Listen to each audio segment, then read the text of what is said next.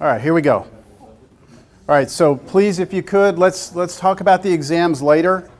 Let's actually start the new material. I'll try and save us about 10 minutes at the end to see if we can't talk about the exams. All right, we're going to start chapter 7 today. And chapter 7,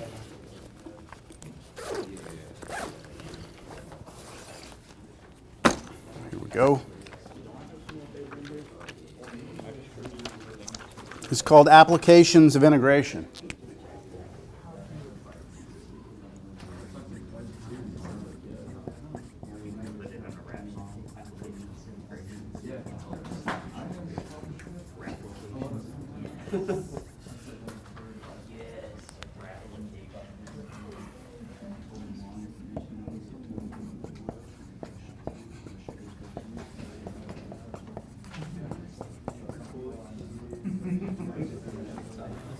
Okay, y'all ready?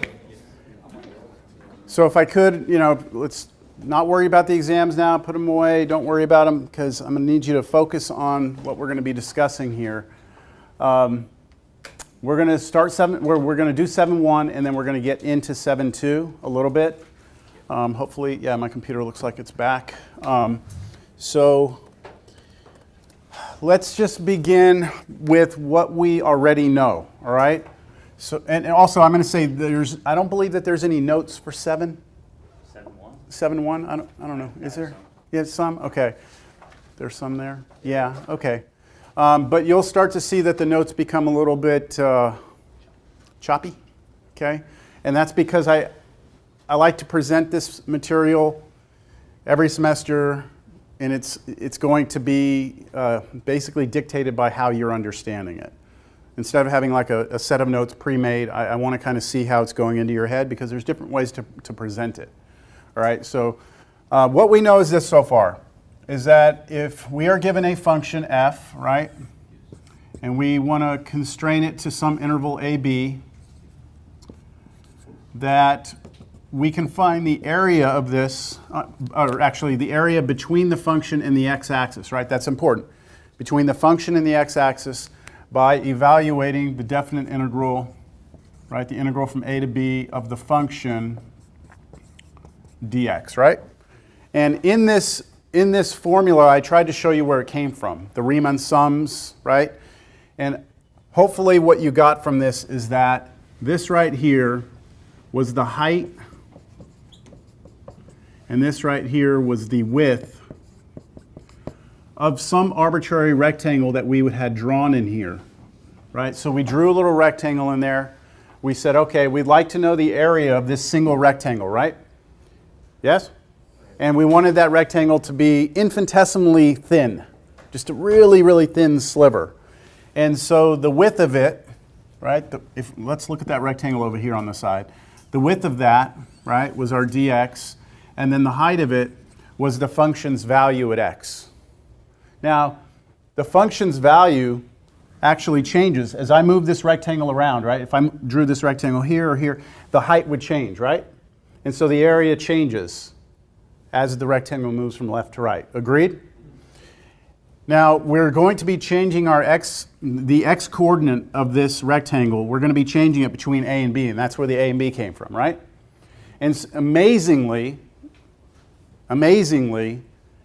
with all these variations in height, adding up all this infinitesimal rectangles, we can do it very easily by just evaluating the antiderivative of the function at two endpoints. This is the amazing fact of the fundamental theorem of calculus, that even though this rectangle changes, all we have to do is calculate this and we've got it, all right? So as we proceed now, I want you to take special note of the formula in here and where it comes from and what it represents, right? So in this case, this represents the height of the rectangle times the width of the rectangle, right? So now let's go and try and talk about the area between two curves. So I'm going to draw a new picture. Let me get rid of this. So let's say we have this situation now instead. Let's say that we have some function, brought some good new colors here. Let's say we have two functions here.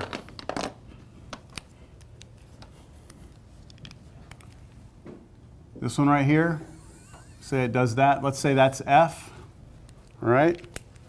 And then let's say we have another function here, something like that. Let's call that one g. And I would like to know the area between those two curves, all right? So we're trying to find this area right here. And notice that that area is enclosed, right? It's enclosed by those two curves. There is not an area over here. Well, we don't have the whole graph, but assuming these graphs kind of continue like this, then that area is like infinite, isn't it? And then over here, this would, I don't know, again, we don't have the picture, but it's obvious, hopefully, that right here we do have an area. It's well defined. So we want to know what it is, right? So imagine we find this point right here and this point right here, project those down to the x-axis, let's call that A and B. And then we do the same thing. We play the same exact game we played before. If we want to know that area, what we're going to do is put a rectangle in there, right? And then add them all up. So let's take an arbitrary rectangle. Doesn't matter where I draw this, all right? And what I'd like to do is try and find a formula for the area of that little rectangle, okay? So watch what I do next, because this is going to become important as we proceed, especially into 7.2 and 7.3. To the side of this picture, I'm going to draw the x-axis. So I'm actually drawing another picture of this, all right? But I'm just going to draw the x-axis, and I'm going to draw the rectangle itself. And, you know, I've just kind of brought it over here like this. What I want you to see is that the top of this rectangle is always dictated by the red function, right? Like, whatever the red function's doing is going to determine its height. If I would have drawn that rectangle over here, the height would be a little taller, wouldn't it? And it's the red function that's dictating that. Now, what's dictating the bottom of that rectangle? The g function, the blue function, right? So I've got this one right here, that's g, right? And then the top one is f right here. Okay, so let's start trying to find a formula for the area of that little rectangle right here. So let's start with how wide it is. So how wide is this rectangle going to be? dx, same as before, right? It's infinitesimally small change in x, which is our dx. So we know the width, right? We know the width of this is going to be dx. Now let's try and figure out the height. So how tall is this? What's the distance from here to here? Well, what's the distance from here all the way to the x-axis? All the way. That's f, right? And then what's the distance from the bottom of the rectangle to the x-axis? Well, that's g. So that means the distance from here to here, the height of the rectangle, would be f minus g, wouldn't it? It'd be the difference between the two functions. Whatever f is, subtract g. Now, this is assuming here that f is on top of g, right? If f is above g, that formula is going to work. Now, if g were to ever be on top of f, we would have to switch it around, wouldn't we? Okay.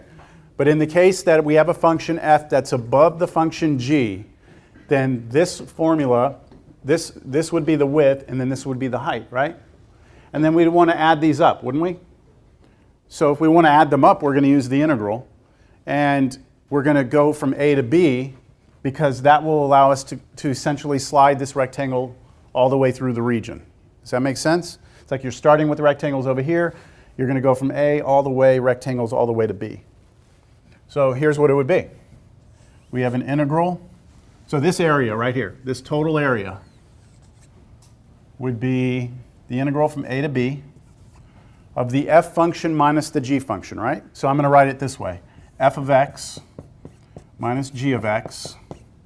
Now that's in parentheses, dx. So there's your height and there's your width. Yes? Everyone see it from the picture? Because look, I could have just walked in today and said, here's the formula. But what is more important is that you understand how we get it from this picture. Because as we proceed, you are going to have to get these formulas from pictures yourself. That makes any sense? Yes? Okay. All right, so if we ever have to find the area between two curves, we're going to integrate the difference of the functions. And this is nice because subtraction in an integral allows us to do them individually, right? So you're essentially going to take the antiderivative of this and subtract the antiderivative of that. You don't have to worry about any sort of like weird chain rule going on there because it's subtraction, right? Okay, so that's nice. Let's do an example, all right? I'm going to put one thing here. If f is greater than g on AB. So this is just me saying, look, this formula works so long as f is above g. I can even say greater than or equal to, it doesn't matter. So as long as the f function is above the g function on the interval we're talking about. Okay? How would you do it if f was equal to g? They would just be zero. It would just be zero because you would subtract the two functions and there would be no area between them. Yeah, I don't need it, but I can add it and it won't change the result. Okay, so here's an example.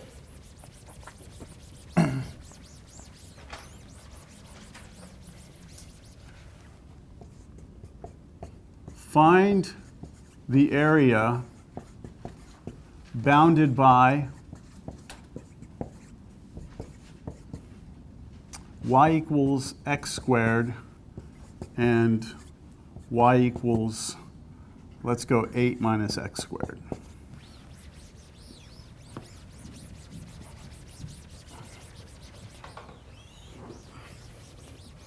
All right, so as we proceed into these sections, 7.1, 7.2, I will let you know that what you're going to need to do is you're going to need to be comfortable in graphing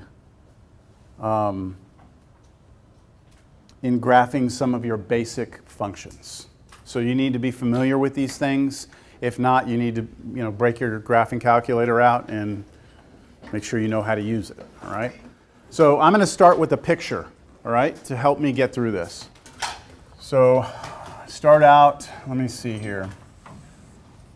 Let's color code these things. This one right here, y equals x squared, we all know what that looks like, right? We've got our parabola, goes through the origin, opens up, right? So that's y equals x squared. Now, the other one is y equals 8 minus x squared, which is going to be a parabola that opens down. And what about that 8? Just moves it up 8 on the y-axis. So up here at 8, we have our parabola that does something like this.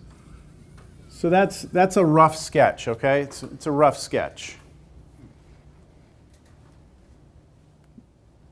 We want the area of the region bounded by these two. Is that obvious to you, what that region is?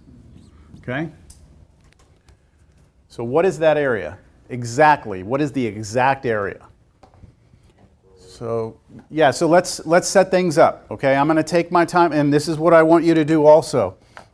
I want you to draw pictures. All right. Your next test is going to be about you drawing pictures and coming up with the integral, the correct integral. The test will not be asking you to evaluate the integrals. So you are going to be doing setup of integrals as opposed to taking them all the way to the answer, just because of time on a test. Now, in your homework, yes, you want to take these all the way.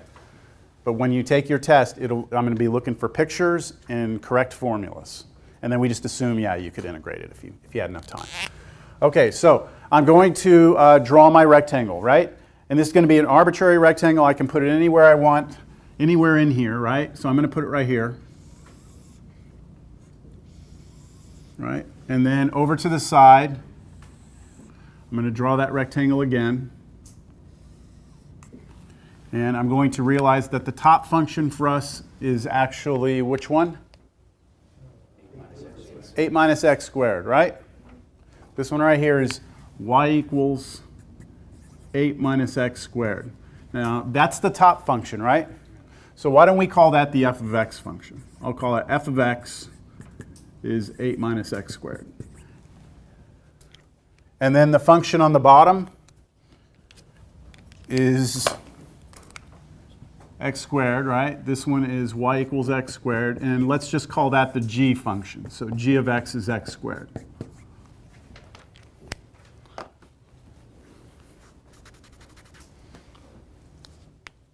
So the height of this, right?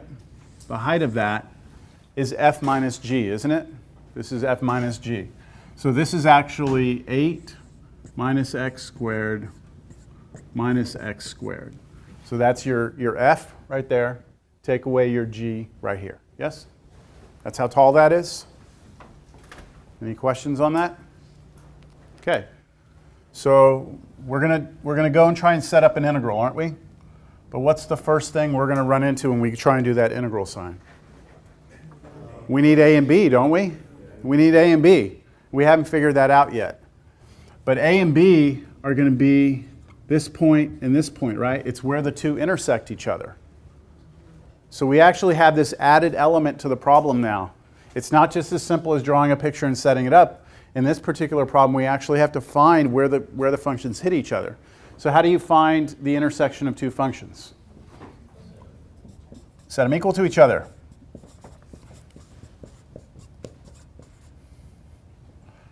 Now, I think most people in here are comfortable with the idea that if you want to find where two functions hit each other, that we set them equal to each other. But let's think a little bit about why it is that we set them equal to each other. When you look at this equation right here, that equation is solved for y, isn't it? So it says y equals 8 minus x squared. This equation right here is also solved for y. So this says that y equals x squared. When we're setting them equal to each other, what we're saying to ourselves is that if this is y and this is y, then they can be equal to each other at some point, right? So if I set this equal to this, I'm going to be figuring out at what x value their y coordinates are the same. Let me say that again. If we set these equal to each other, we're figuring out at what x value the y coordinates are the same. This is going to become important in a little while. That's why I'm saying it. All right? All right, so we find the intersection. We set them equal to each other. 8 minus x squared equals x squared. And then you just solve that little equation there. How about we move all the x squareds to one side, right? So 8 equals 2x squared. Divide both sides by 2. 4 is x squared. And then what do you get for x? Plus or minus 2, right? Because when you take the square root, you have to do plus or minus. So plus or minus 2 equals x. So that means that this right here is negative 2, and this right here is positive 2.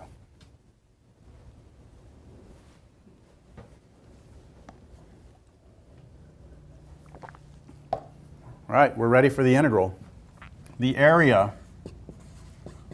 of that region right there is equal to the integral from negative 2 to 2 of what? 8x squared minus, so I'm going to do it like this. I'm going to do 8x, did I say 8x squared? 8 minus x squared is what I meant to say. Minus x squared, and then dx. So there's your height of your rectangle times the width of the rectangle, and that algebraically is pretty nice, right? This is just 8 minus 2x squared dx, and now we just integrate that, right? And the integration on this, there's no craziness to this, right? This is just your power rule on this. So let's do that over here. So this is going to become, we find the antiderivative of this, which is 8x minus what? 2/3 x cubed, and I'm evaluating negative 2 to 2. Any questions? Finding the antiderivative of this, antiderivative of that. Evaluate at the two endpoints. So we're using the fundamental theorem of calculus here. Now we're going to plug something in, and see what we get. So let's plug 2 in first. What happens when we plug in 2? So we get, what, 16 here? And then minus 2/3, and then when we plug in 2 here, we get 2 cubed is 8. And then that 8 times that 2 is 16 over 3. Well, oops, I already put the 2/3, so I'll just put 8. Sorry. 2/3 times 8. And then what happens when we plug in negative 2? So negative 2 goes here, we get negative 16. And then what happens when we cube negative 2? We get negative 8, right? And that negative, we can bring it out here and make that a plus. So I'm going to put plus 2/3 times 8. Is that all right? Now we want to drop the parentheses on both of those, and what are you going to get? Let's see. 16, let's see, minus, let's change this to 16/3. Plus 16, and then minus 16/3 again.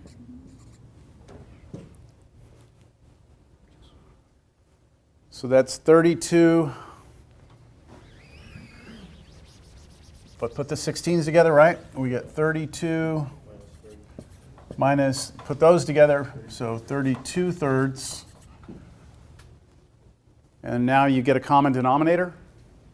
So multiply this 32 over 1 by 3 over 3. So what's that?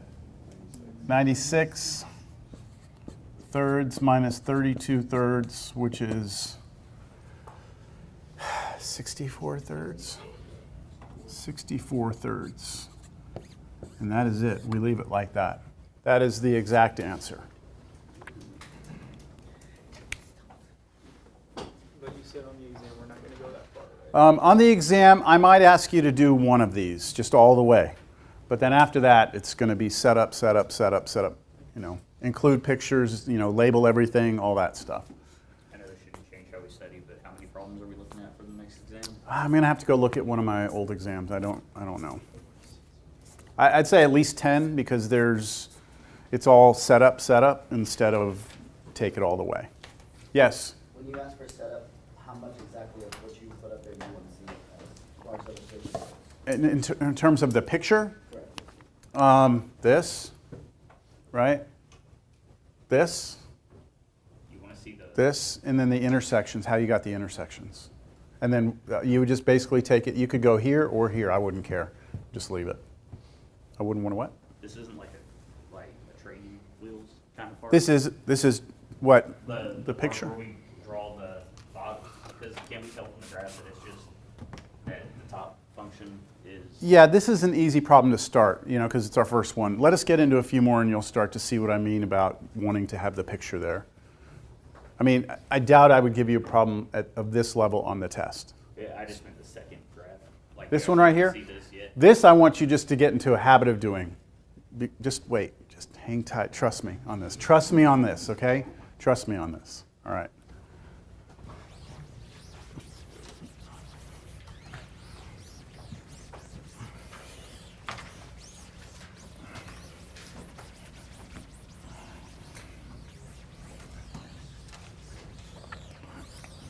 All right, let's do another one. Let's do find the area between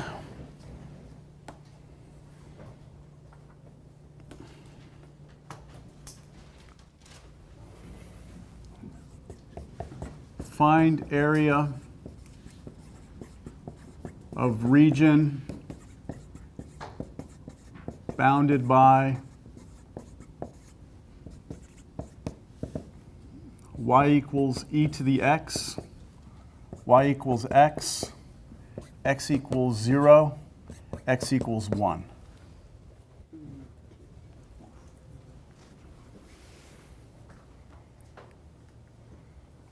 All right, so do we know what e to the x looks like? Yeah, I mean, we saw that in college algebra, right? Y equals x, that's the diagonal. X equals 0. What is that? It's a vertical line, okay? It's not a point. In two-dimensional space, x equals 0 is a vertical line. This is kind of a side note, but it's important. Look, if I say we're in one-dimensional space, one dimension, then you can look at one dimension as being like a straight line that goes forever in each direction, right? If I ask you to show me where x equals 0 is on this line, you would say, okay, well, if that's 0, that's x equals 0. Okay? But if we're in two-dimensional space, then x equals 0 So this is x equals 0. In two-dimensional space, x equals 0 is a vertical line going through the x-coordinate of 0. So that means it's the y-axis, right? Understand? What happens in three-dimensional space?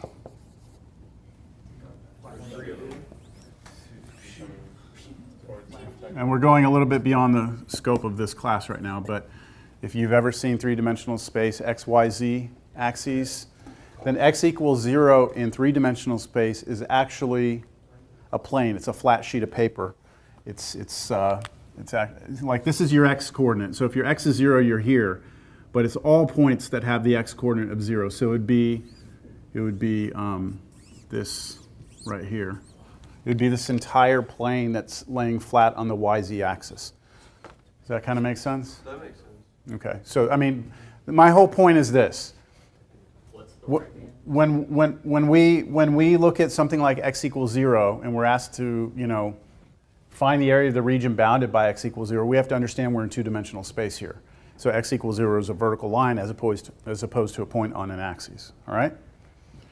Okay, what now? I'm sorry, what's the right hand? Right-hand rule says that when we draw three-dimensional space, we always orient the positive x direction, positive y, positive z direction of the axes using the right-hand rule, which says you take your right hand and your fingers should, if they point out the positive x direction, if you curl your fingers towards the positive y direction, right, that your thumb should point in the positive z direction.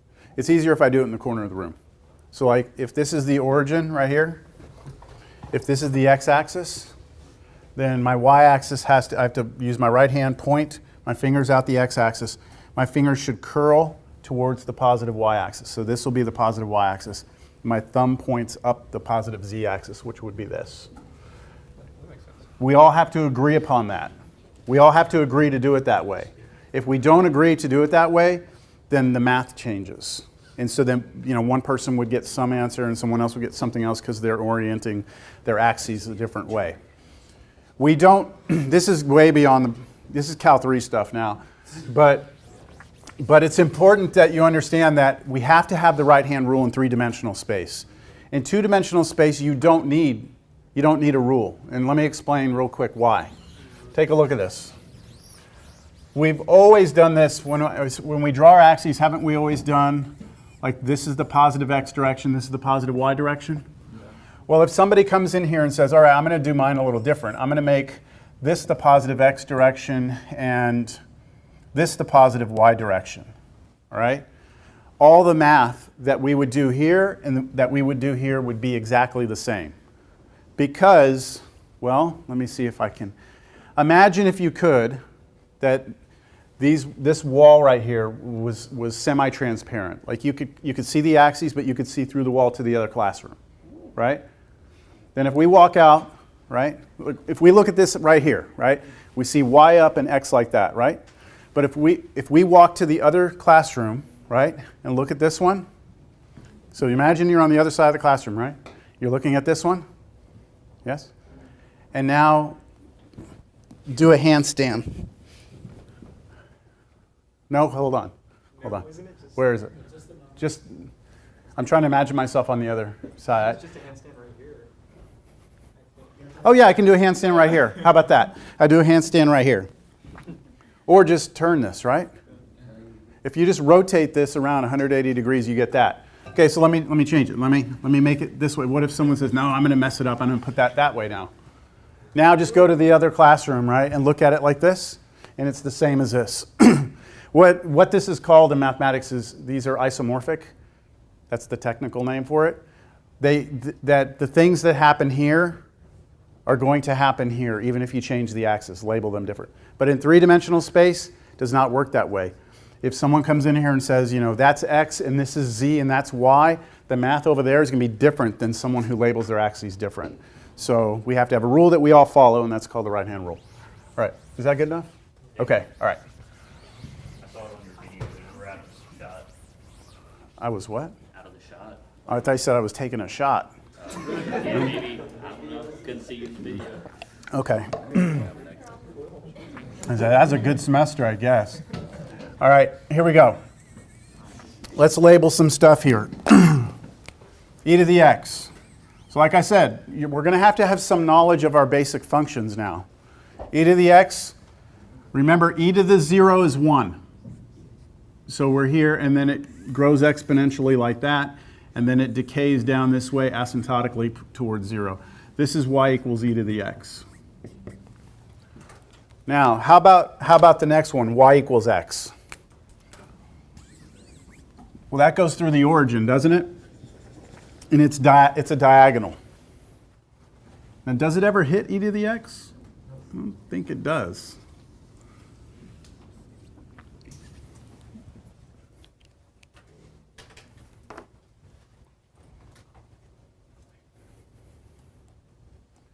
And then x equals 0. So I'm going to start running out of colors here. X equals 0 is the vertical line through 0, so that's the y-axis, isn't it? That. And then let's do one more. I'm just going to do black, but I'm going to do it dotted. So this is this one right here. X equals 1. Like that. Okay, there it is. Do you see the region bounded by those curves? Yes? This right here. We want to know the area of that. Right? So, what I'm going to do is start setting this up. Over here to the right, I'm going to draw my x-axis. I'm going to draw a little arbitrary rectangle in here. Going to bring that over here like this and draw it again. I'm going to make sure that as this rectangle moves from left to right, that the blue curve is always on top and the red one is always on the bottom. Is it? Yep, no matter where I move this rectangle between here and here, I'm always going to have blue on top, red on the bottom.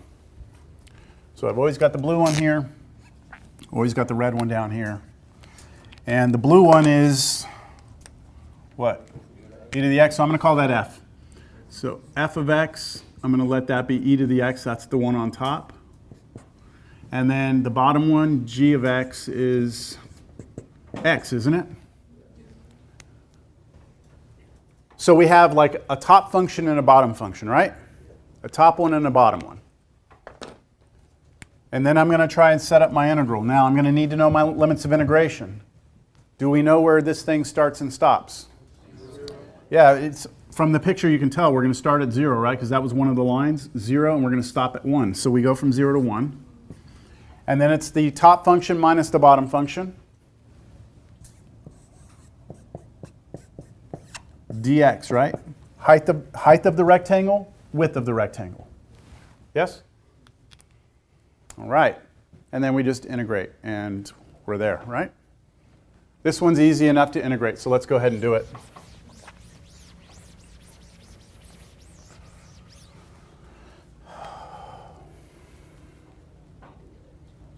If we didn't know it was 0 and 1, we would set e to the x equal to x, right? Well, okay, the question is, if we didn't know it was 0 and 1, we would set these equal to each other. But there is no solution to that. So that's why we had to say x equals 0 and x equals 1. Because then there wouldn't have been a region bounded by the two. Yeah. It's kind of like if I give you, this parabola, and I give you this parabola, and I say find the area between them. We don't have an area between them because there is no region enclosed by the two. However, if I say, hey, bring in a line here and a line over here, now you have a region, right? Nice. So that's kind of what this problem was. Can you do some sort of limit figure for that? Yes, you could say, like, do the difference of these two functions from negative infinity to infinity, but you would get divergence here. Like for this, you would get divergence because that's obviously an infinite area. But we won't do that. Okay, I take that back. We do one example like that. But all right, so let's do this. This is going to be antiderivative of each of those separately. So, I mean, these are the type of antiderivatives you were wishing you would have had on exam 2, right? That would have been nice. Antiderivative of this minus antiderivative of that is 1/2 x squared. Let's plug in 1. So if we plug in 1, we get e to the 1 is e, and then minus 1/2. And then minus, we plug in 0. What's e to the 0? 1. And then minus, oh, that's going to be 0, so.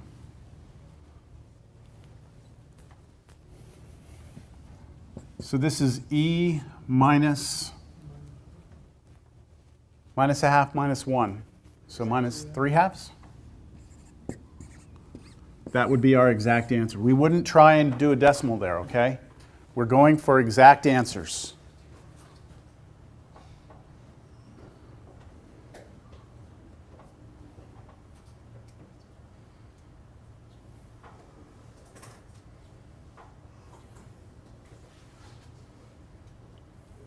With problems on the test, though, it would have been done at the integral, right? Would have been what? Done at the integral, What would have been done at the integral? the problem. That would have been the setup. Oh, yes, yes. Yeah, this would have been all I wanted.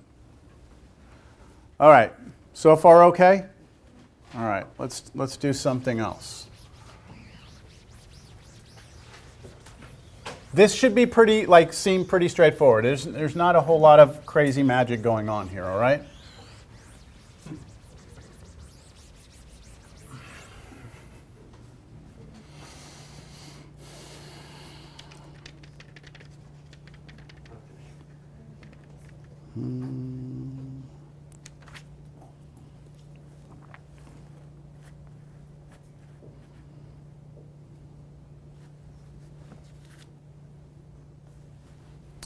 All right, so how about this one? Same instructions here. Find area of region bounded by y equals x minus 1 and y squared equals 2x plus 6. Okay. Now that's a little different.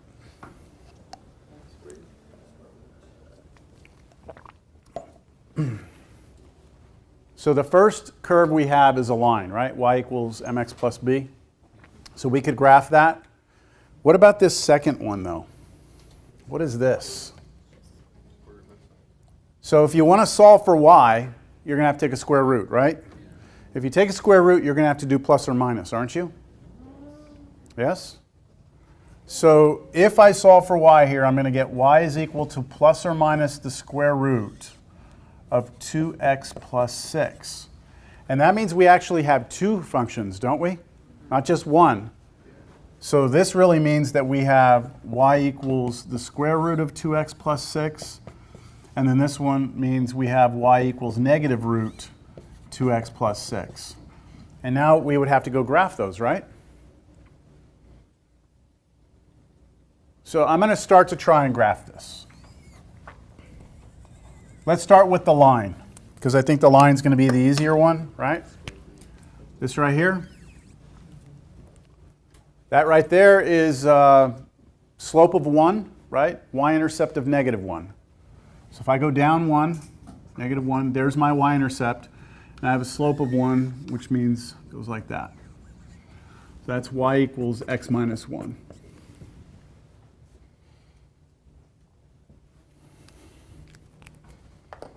Let's try and graph this one now. So if you have trouble graphing those, why don't we just try and plug some values in for x and then see what kind of y's we get out. And let's be real clever about this. What could we plug in here for x that would make this thing 0? -3, right? -3 would make this 0. So if x is -3, my y coordinate's going to be 0. So if I go 1, 2, 3, -3, I get 0, don't I? Okay. Let's try something else. What would be a number we could put in? How about -1? What if we plug -1 in here? Be square root of 4, right? Which would be 2. So -1, I'd be up 1, 2 at 2. Something like that, right? Then what would I be at 0 if I plug 0 in there? Root 6, which is bigger than 2, isn't it? Like the square root of 6 is bigger than 2. What I'm getting at is if I'm here, it's up a little bit more, right? It's higher than this point. All right, and then I could keep doing this, and as I did more points, they would get higher and higher and higher. So it looks something like this. Yes? Okay, now what's the difference between that curve and this curve? Just flipped over, right? So it's a mirror image of it, and it would come down like this. It would go something like this, right? Do you see the region bounded by the 2? All right, do you see the region bounded by the 2? I don't want to put too much in here, but it's this right in here, isn't it? Or sorry, I said the bounded by the 2, but bounded by the 3, because there's really 3 curves here, right? Okay. We have a problem here. What is the problem we have? What's that? Yeah, see, so if I draw an arbitrary rectangle in here right now, right? If I draw an arbitrary rectangle, if I draw it over here, my top function is red and my bottom function is blue, right? But if I would have chosen the arbitrary rectangle to be over here, then my top function is red and my bottom function is green, right? So maybe we need to know where this point is, right? And do 2 separate ones, right? Do like the area here and the area here. Do y'all see how I could do that? Like to the left of this, it would be the red over the green. But then once I got to this point, it would be the red minus the blue. Yes? Yeah, we could do that. We could do that. But there's a better way. All right? Here's the better way. So I'm going to leave this right now as an open question. Like, yes, we could do it, but let's reevaluate things here. All right? So I'd like for us to start with something fresh here.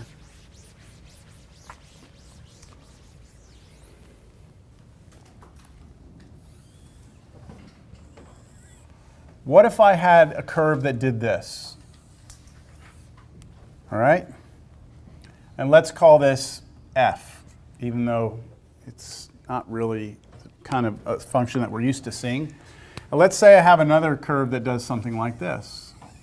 Let's call that g. Now, are these 2 curves functions of x? Why not? They fail the vertical line test, right? So these are not functions of x, are they? Are they functions of y? So how do you check to see if something is a function of y? You look at a horizontal line test. Do these pass a horizontal line test? They do, don't they? So what we're about to do is kind of cool. We are going to take everything that we learned previously about functions of x and do it for functions of y instead. So watch what I'm doing. If I want to find this area of this region in here, right? If I want to find that area, what I'm going to do is instead of drawing vertical rectangles, I'm going to draw horizontal rectangles. So my rectangle is going to go this way instead. You all see that? Okay. Now instead of like we did before, taking this rectangle, moving it to the side, I'm going to draw a y-axis, and I'm going to put my rectangle down here like this. Okay? Now we want to come up with a formula for the area of that rectangle. So how wide is it? What's this right here? It's dy now. See, this way was dx. This way is dy. So this is going to be dy. And then we need to figure out how long this thing is. So what is the distance from here all the way to this edge right there? What would that be in our picture? That's the f function, right? That's f. And then what's the distance from here to here? Well, that's the g function, right? So what's the distance from here to here? F minus g. So you remember how we had like top minus bottom? Yes? Now when we look at it this way, it's right minus left. Does that make sense? It's the right function minus the left function. Yes or no? Yeah. The right function minus the left function. Yes? Instead of top minus bottom. Okay. So I know I'm going to add these up. I know I'm going to do an integral for that, right? But I'm going to have f not of x, f of what? F of y, because because those aren't functions of x, those are functions of y. So it's going to be whatever this function is, f, as a function of y, minus g of y, right, dy. What about my limits of integration? What are they going to be? Well, over here, wasn't it like a to b was where we were sliding the rectangles between? And it was basically measuring where we're going to start our rectangles on the x-axis and where we would stop them on the x-axis, right? So if we're going to slide our rectangles up and down, these are not going to be x coordinates. These are actually going to be y coordinates now. And we don't call them A and B when we go this way. We just call them C and D. All right, that's just standard convention. And C's the bottom one, because think about where's the negative direction on the y-axis? Negative is down, right? And positive is up. So back on the x-axis, negative was this way, positive was this way, so A was this one and B was this one. It'll be C and D. So this is going to be C to D. Now that's a formula, all right? Okay. Does that make sense geometrically? You sure? All right. So if we go back here, when you were doing this problem, you had me solve for y, didn't you? And we had to take a square root, and that introduced these two curves. The reason you said to solve for y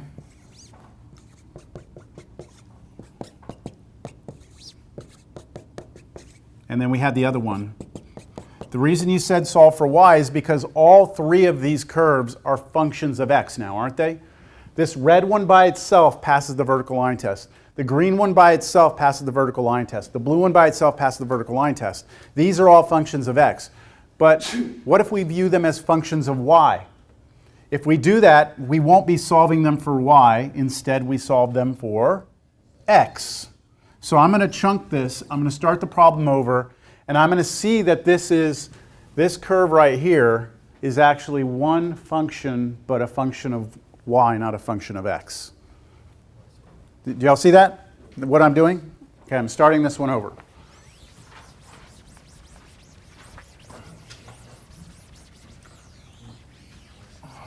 So I'm just going to put the curves up here. Y equals x minus 1, and then it was y squared was equal to 2x plus 6. So now what I'm going to do, after I've kind of got an idea of what this looks like, or maybe you would have known this from the beginning, back from college algebra. This is a line, right? And this is a parabola that opens to the right. This all just depends on your algebra class and how much of that you retain still. But this is a parabola that opens to the right, and this is a line. So what I'm going to do is take both of these and solve them for x now. So this would be x is y plus 1, right? Yes? And then this one right here, if I solve for x, I may do this in a couple of steps. I get 2x equals y squared minus 6. Then if I divide both sides by 2, I get 1/2 y squared minus 3. X is 1/2 y squared minus 3. So now if I go back and I try and draw this,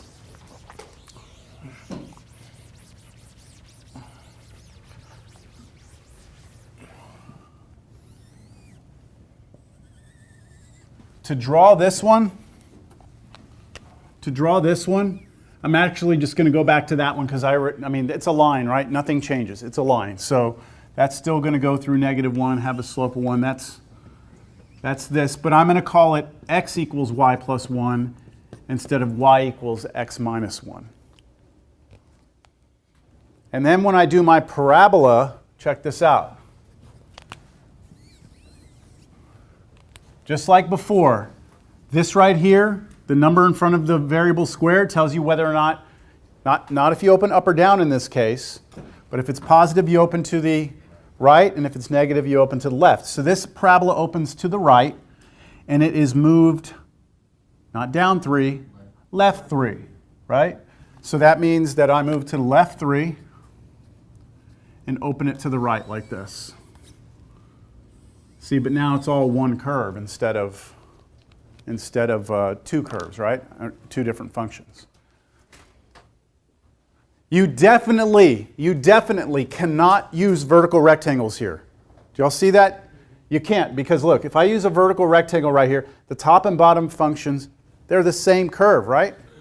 So if I flip my rectangle sideways and go here, it doesn't matter where I draw my rectangles. It does not matter where you draw them, right?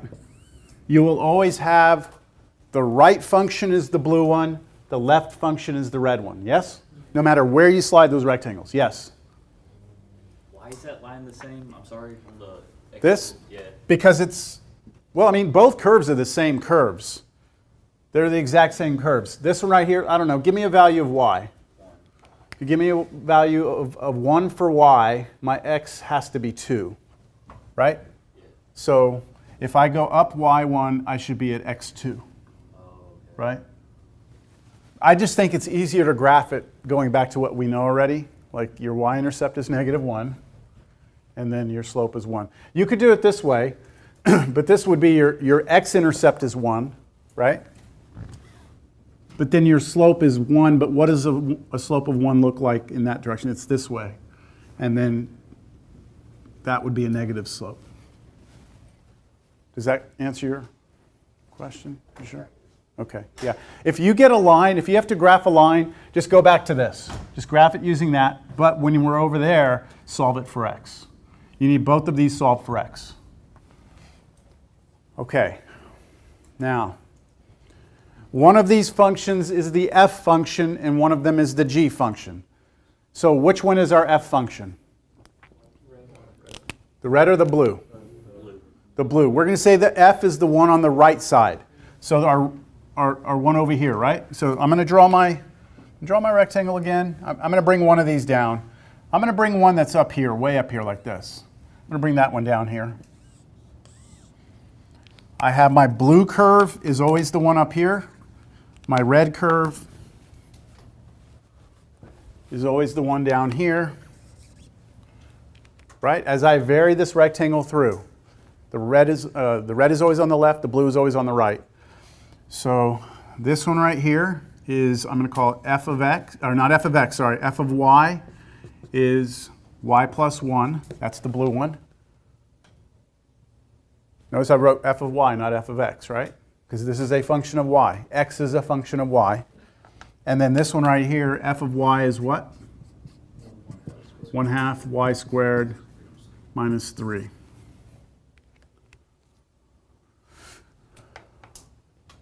Why did I put f? Why'd y'all let me do that? Sorry. This should be g. Sorry, g of y. So right now, here's what I can say about that area. It's going to be an integral. It's going to be the right function, which is y plus 1, right, minus the left function, which is 1/2 y squared minus 3 dy. So that is your height of your rectangle, so to speak. Even though it's sideways, we're going to say that's the height. And then the dy is your width. Okay? What we still need is what? Your limits of integration, right? Because we're integrating with respect to y, these limits are going to be y values. So you want to know where these hit each other, right? This right here, where is that? And then this one right here, where is that? So what do we do to figure out where two curves hit each other? Set them equal to each other. Now notice, this one is solved for x, right? And this one is solved for x. So we can set them equal to each other, and we will be finding the y-coordinate where the x-coordinates are equal. So we will be finding the y-coordinate where the x-coordinates are the same. So we will be finding that y-coordinate and that y-coordinate if we set them equal to one another. But they have to be solved for x to do that, right? So now the intersections. And it doesn't matter what order you do this, okay? You could do the intersections earlier in the problem, just you need to do them at some point. So I'm going to set y plus 1 equal to 1/2 y squared minus 3. And what type of equation is that? It's a quadratic equation, right? So I'm going to clear the fractions out because nobody likes working with fractions, right? So I'm going to multiply everything by 2. 2y plus 2 equals y squared minus 6. And then, how do we solve quadratics? Get everything to one side, maybe? Let's get everything to one. I'm going to move everything to the right side. So 0 equals y squared minus 2y minus 8, right? And luckily for us, that factors, right? This does factor.